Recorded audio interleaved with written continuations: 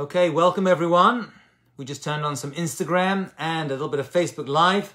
And welcome to our friends on Zoom as well. We have the perfect trifecta, Instagram, Facebook and Zoom. And of course, I'll be uploading this to YouTube a little bit later. So today's talk was an afterthought and a reaction, our discussion today, because of last week's class, which got, I would say, compared to most other topics I give, got the most reaction from people afterwards. Because last week's discussion we had together, this time on Wednesday, was how to spot a narcissist. And what I did last week was, from my experience and readings and discussions with health professionals and my own counseling work, was the experience of dealing with narcissists. But before I got to that, I wanted to figure out, well, are you dealing with an actual narcissist? And that's something you got to try to figure out. Once we outlined what the narcissist personality is, which we did in great detail, I started to get, over the past week, a lot of messages, emails, texts, and WhatsApp messages as well, from people who expressed to me that they are dealing and have been dealing with a narcissist in their lives. A woman contacted me saying that after hearing last week's class, she realized that her mother was a narcissist.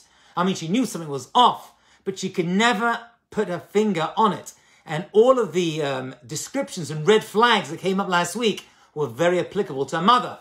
Someone else told me they were dealing with a child that was a narcissist. And other people, actually someone even reached out to my parents saying they heard the class and they thought that they were a narcissist. Why they contacted my parents about this, I'm not too sure, but they did nonetheless. So this is something obviously that resonated. I mean, besides dating classes I give, this probably generated the most reaction of people in a very visceral way. But many people ask me, well, you told us how to spot a narcissist. You told us what character traits narcissism brings with it and how it affects those people who live in the orbit, in the sphere of the narcissist. But how are we meant to deal with a narcissist? Are there any techniques or tools?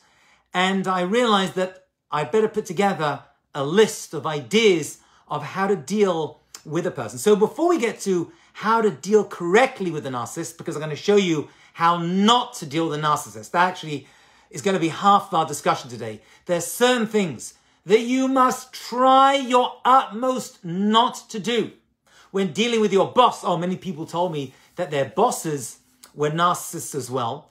There's things that you should definitely not do when dealing with a narcissist, whether a narcissist is a parent, a sibling, a friend, an employer, an employee, wherever they are in your life. There's things you really have to try your best not to do. So before we get to that point, and then I'll tell you how to deal with them, let's define our term. What exactly is a narcissist?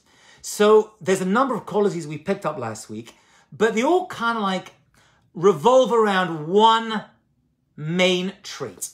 And that is, the narcissist will always see themselves as superior to everybody else. Now, there's different ways you can make yourself feel superior. You could lift yourself up and have good self-esteem. Well, that should make you superior, but that should make you feel good about yourself. Narcissists, it seems as though they have good self-esteem, but they don't.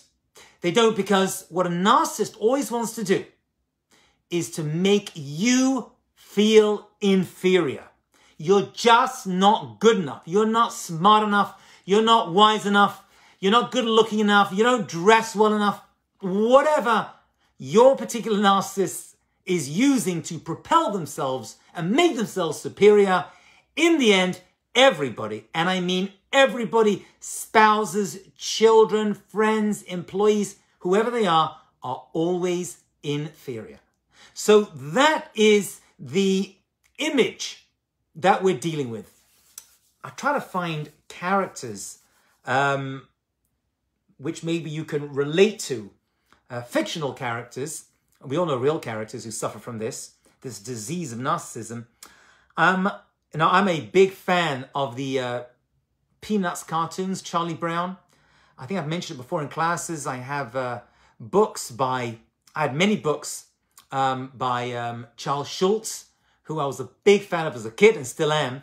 There's a lot of wisdom that he implanted, and actually a lot of personality traits that you can see. For example, Charlie Brown is the classic character who's suffering from chronic low self-esteem, you know, and very low self-worth.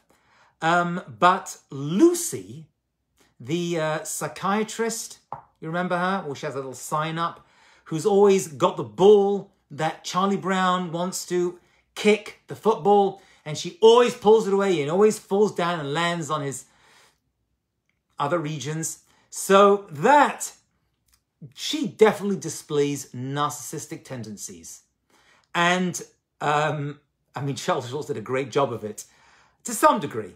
She's always criticizing other people, always making people feel inferior, never coaching people, never admitting to mistakes. And if she ever does, she kind of goes back and says, no, it wasn't my mistake, it was your mistake. Any failures I have are because of you, Charlie Brown, and you, Linus, and the clouds, right? She's out there in outfield, and a big pop fly goes up in the air in baseball, and she drops it, and she can never take responsibility for her mistakes. The sun got in my eyes, and if it's a cloudy day, says Charlie Brown, then the clouds got in her eyes, and it's too cold, too hot. She just can't own it, and everything is always somebody else's fault. And if you made yourself better, my life could be better. If you want an image of someone, if you know what I'm talking about, you know what I'm talking about, that is such a character. These people make everyone feel inferior, and they really hurt people. And people who are stuck with them in relationships especially suffer greatly at their hands. But there are certain things that we can do to minimize the pain, to minimize the challenge and the inferiority they're always trying to implant on us. So let's first of all talk about games. We all like to play games, don't we? We all like to play chess or Scrabble or my wife's favorite, Candy Crush, that she's on, I don't know, level 40,000, whatever she's on right now. I don't really get it.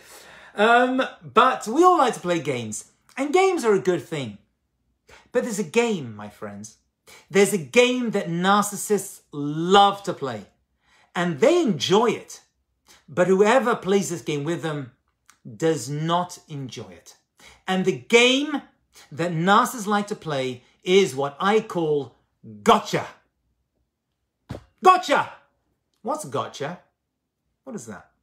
So narcissists, one of the things they always do, as we mentioned last week, is they always try to poke at you and get a reaction. They love it.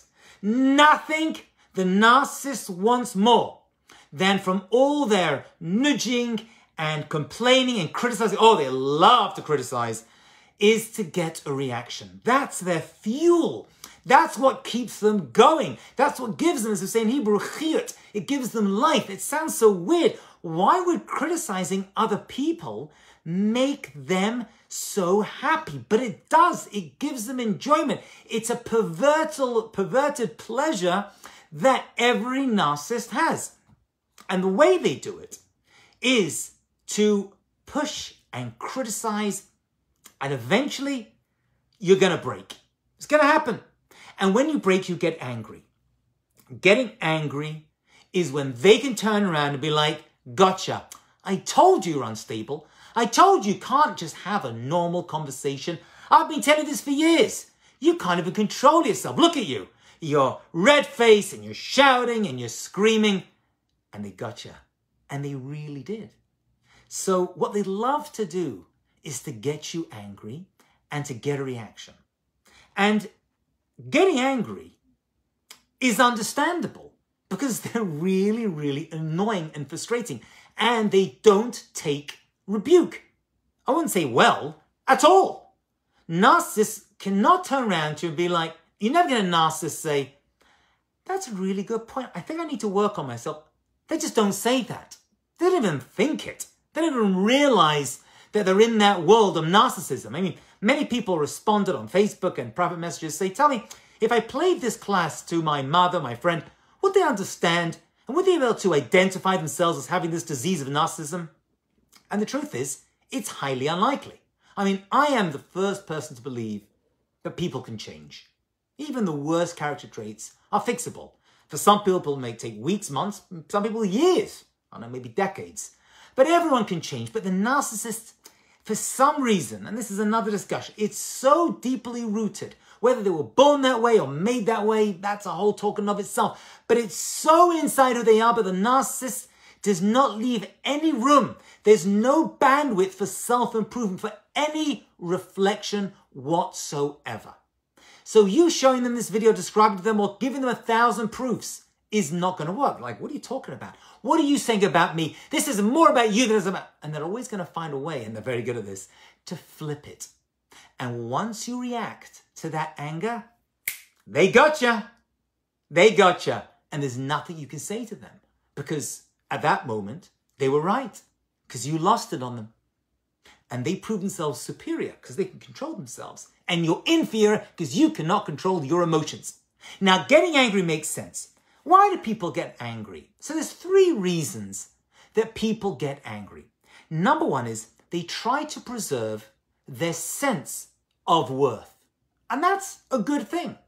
We all have self-worth, which we're going to talk about more in a few moments, which is really important and one of the best ways to combat a narcissist. But we have self-worth. We are good, right? We've been through a lot and we all have faults, but we're good people.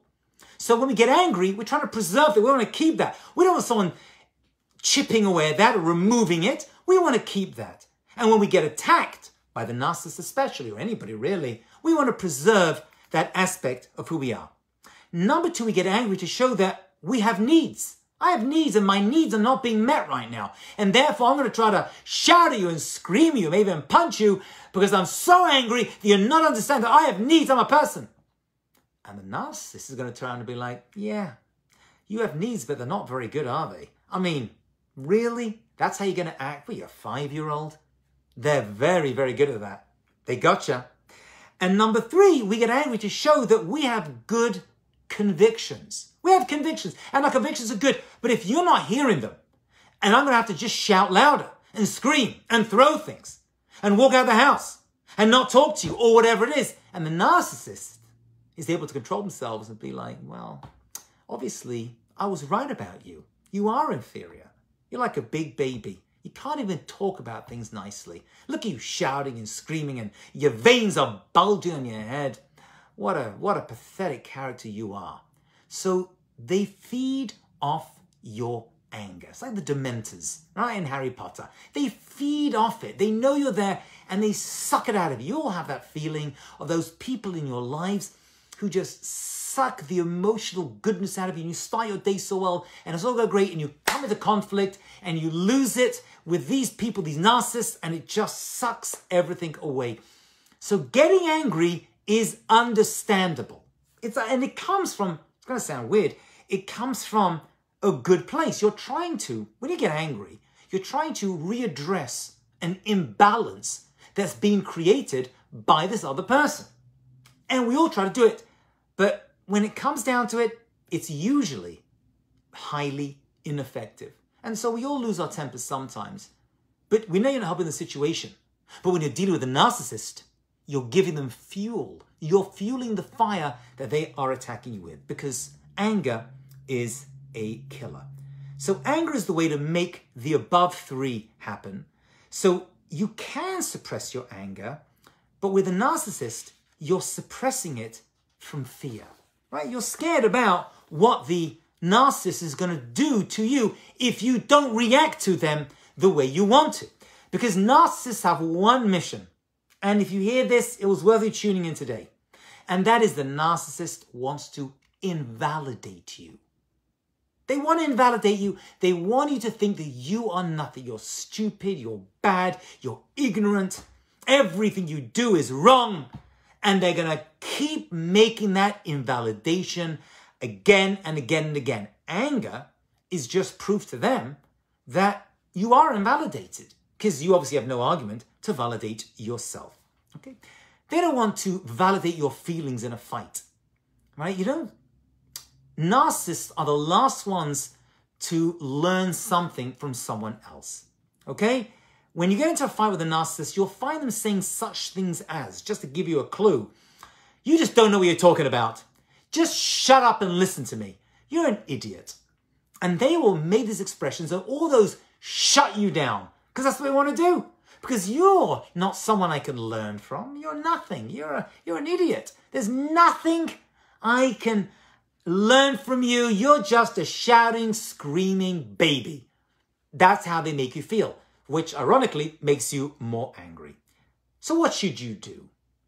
How are you meant to react? Well, there's certain things, listen well, my friends, there's certain things that you can do in order to push the narcissist away. And the way to react to them, if you're able to in that heated moment, is say to them when they make their criticisms, I'd like to understand what you want me to know. Explain to me by this criticism, what exactly do you want me to know? And you can say that forcefully, but you're not in anger. You're making a qualified point. This line that I've just given you, I'd like to understand what you want me to know about this thing, this idea, this job, whatever it is. This has removed the confrontation, which remember, they love confrontation. Don't be defensive, because that's our natural thing. We want to preserve ourselves, right? You want to say, I have a perspective, and this is what it is. You're just basically just explaining it to them. I want to share with you a fundamental thought, and I really want you to listen to this, because we're all going to come into contact with people who have various levels of narcissism and narcissistic tendencies. And I truly, truly believe this, because I've seen many people learn to react well to a narcissist. Okay, short of just walking out of their life, which may be ideal, but sometimes impractical, because they're a spouse, they're a sibling, they're a child, they're a parent. You can't escape from these relationships. Okay, so I want to give you a fundamental thought.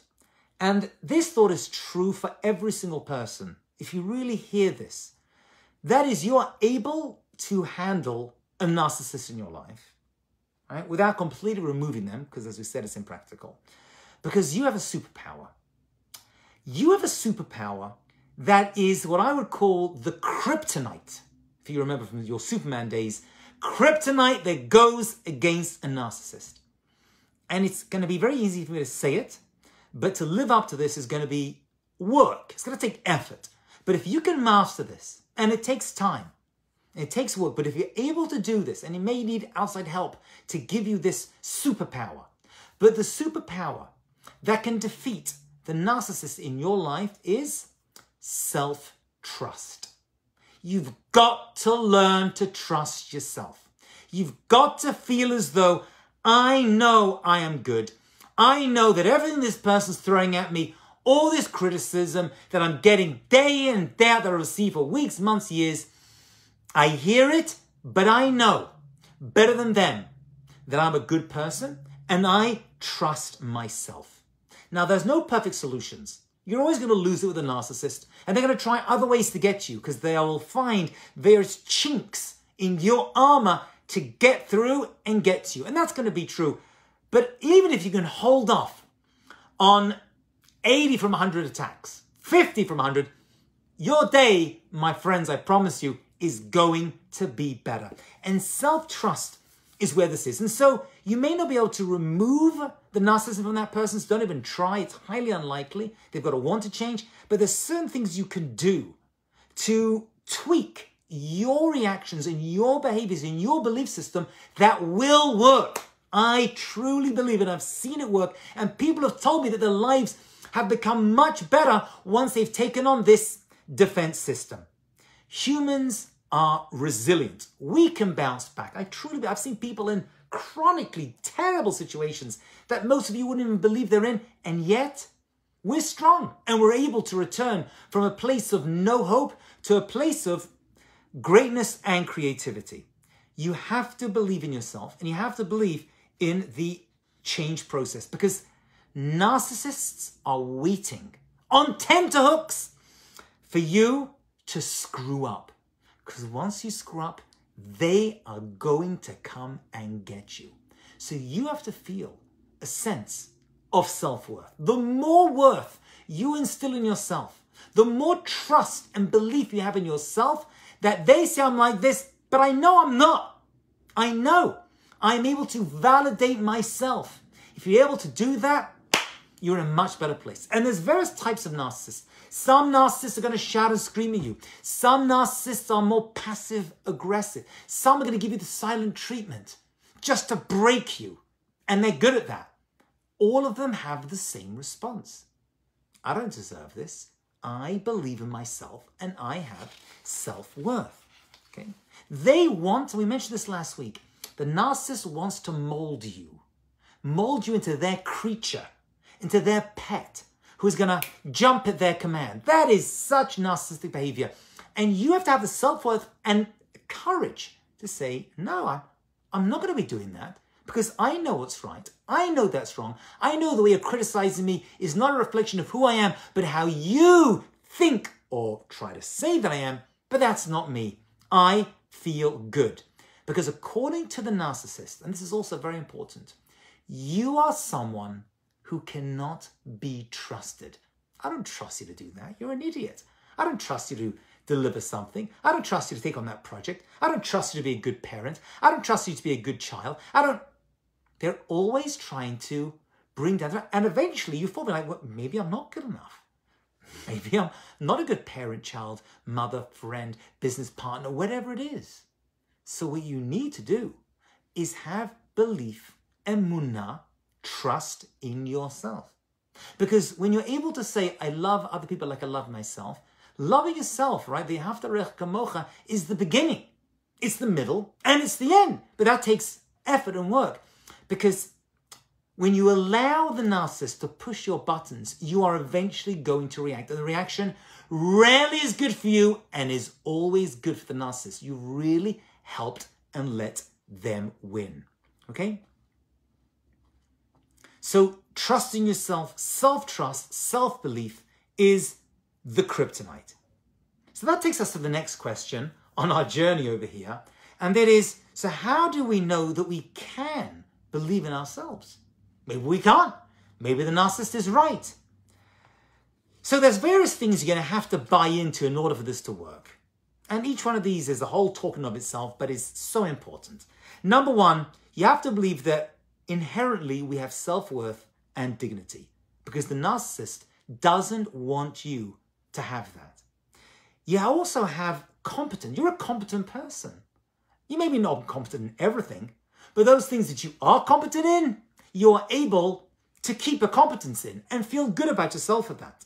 Okay? You have to live into that. When you fail, we all make mistakes, and we can recover, right? Even a tzaddik, a righteous person, Yipol Sheva Pamim, falls down, makes mistakes. There is no one who doesn't sin in this world. There is no one who makes mistakes, okay? But you have to buy into the fact that I made a mistake and I can improve from it. Because the narcissist is going to use that. They're going to use that against you in order to make you play their game. And remember, their game is you are invalidated. Your existence does nothing for the world. You are inferior and I am superior.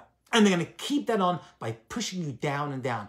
Eventually you're going to snap, but only if you want to. You're able to keep yourself. So when I listen very carefully, when a narcissist offers criticism, you need to respond.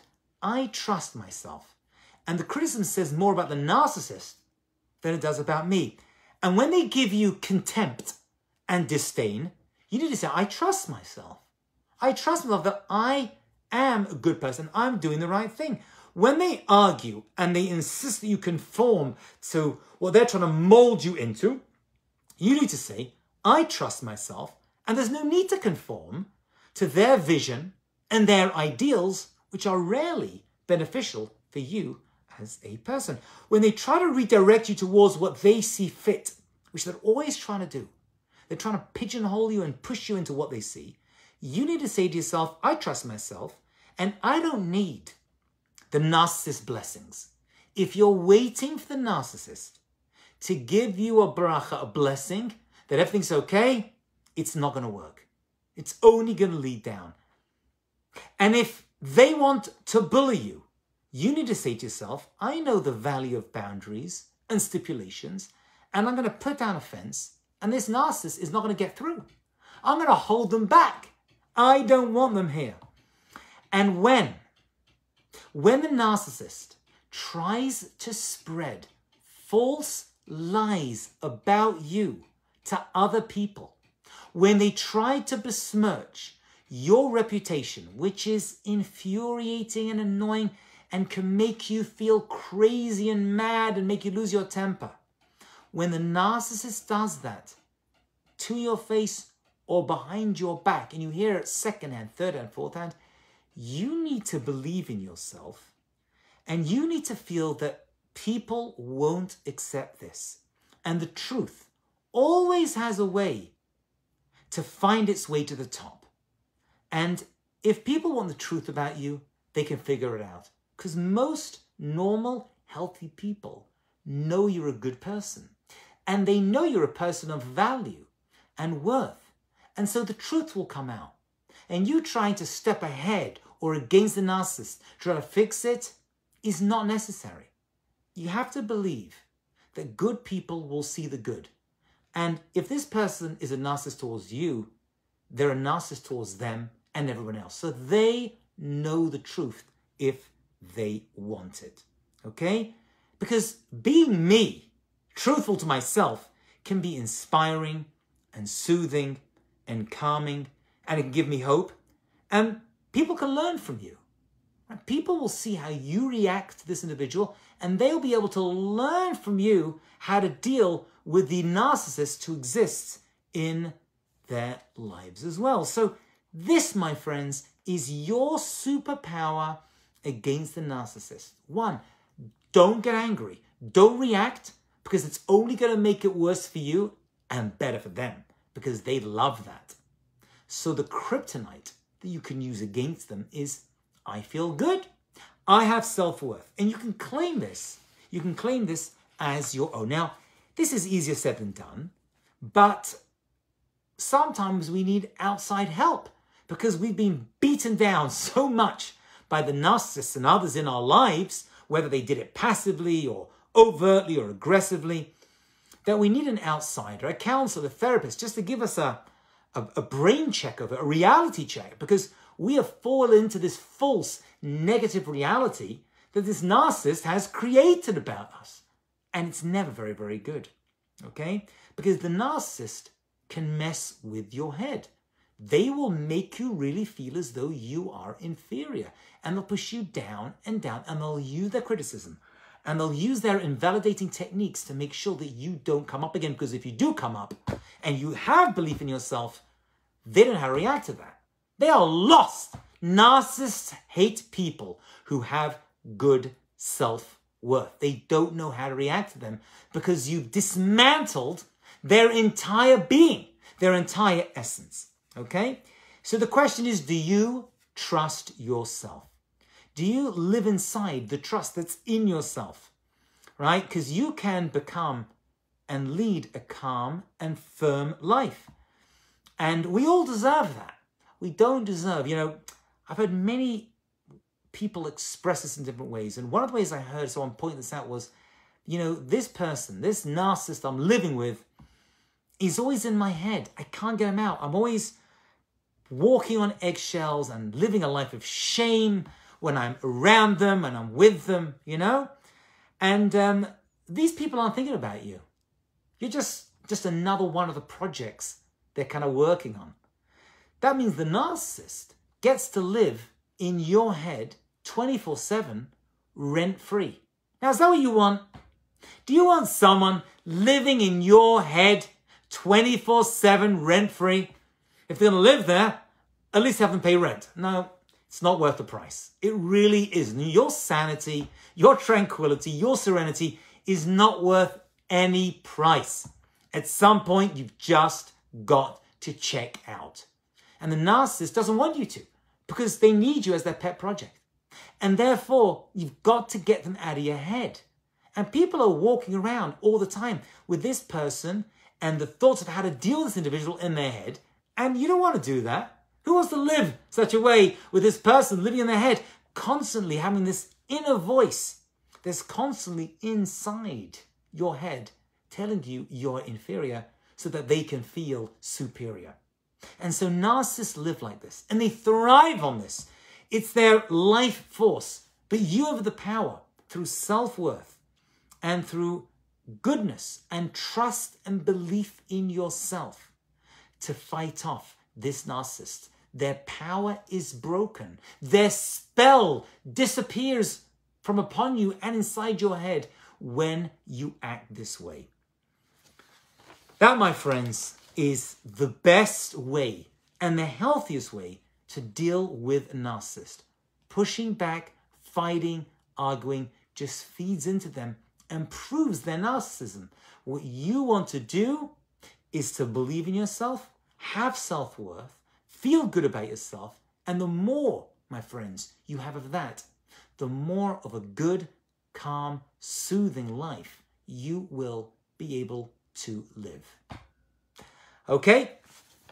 Thank you for joining us, and God willing, we'll pick this up next week. Next Wednesday, God willing, we will be discussing 8 types of people that you want to isolate from in 2021.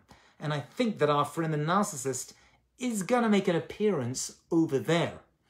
God willing, we'll see that next week, Wednesday at 12 o'clock. Thank you everyone for joining. Wishing you all a wonderful and successful day.